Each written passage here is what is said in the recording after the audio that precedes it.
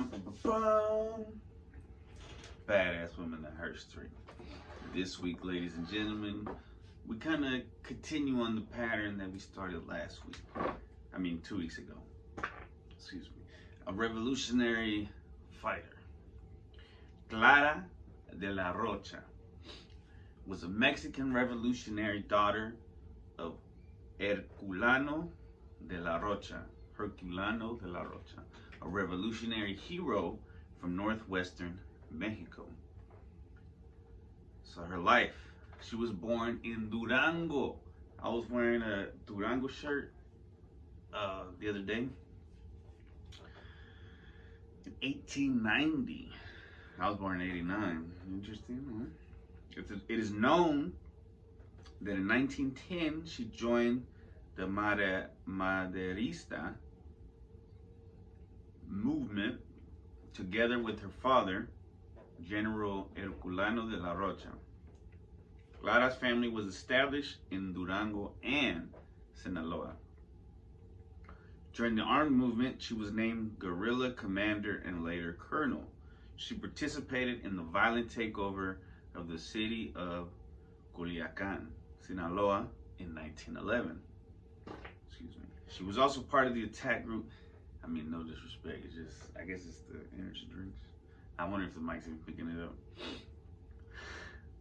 She was also part of the attack group led by her father, Herculano de la Rocha, who took the Sinaloa Mint in the name of the revolutionaries and participated in the battle for the Church of the Shrine, where the revolutionaries combined forces and achieved the surrender of the feds. Activities.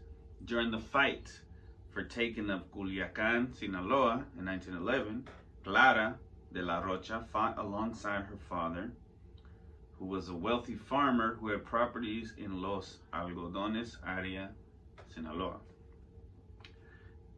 Clara, for those who speak only English, with her positive ambition, intimidated the Federals. Both father and daughter, in a heroic act, protected themselves from the bullets under the arches of the old Cañedo Bridge over the Tamazula River, shot down every Federal who dared to expose his head.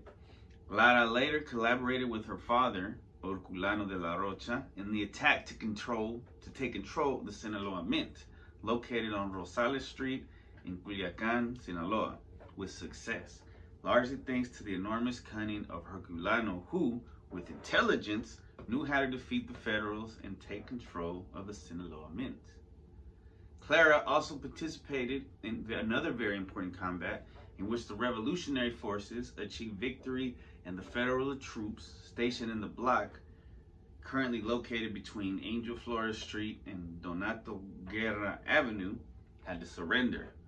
The main building in the area was the Church of the Shrine of the Sacred Heart of Jesus, located in the historic center of Culiacan, Sinaloa. In that combat, she pushed the Federals into a corner who, at the beginning, fired several shots at the revolutionaries.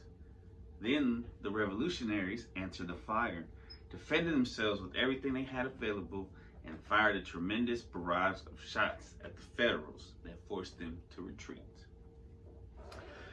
The surviving Federals realized they had been overtaken by the fury of the Sinaloan revolutionaries and that they could no longer do anything to control the situation. The retreating Federals hid themselves on the roof of the sanctuary church while the revolutionaries were waiting for them to come down. The revolutionaries were very angry of Federals' attack and wanted to catch them at any cost. They sent one last message to the feds to surrender. Feds could not escape and had no choice but to get off the roof and to surrender to the revolutionaries. Clara achieved the rank of colonel in the revolutionary movement. Her presence fades in the revolutionary process, showing the difficulties that exist for a woman to participate in a world in which their merits are not recognized. She became part of popular legend, although nothing is recorded that speaks of her exploits in combat, and above all, of the way she embarrassed men by competing with them in marksmanship tournaments that she frequently won. Oh, we need a movie! The inscription of Clara's tomb in the civil pantheon of the city of Culiacan reads, Clara de la Rocha, revolutionary colonel of 1910, with all the love of her children, from her Enrique and Rosa. Rest in peace, Culiacan, seen June 1st, 1970. Wow, she passed in 1970.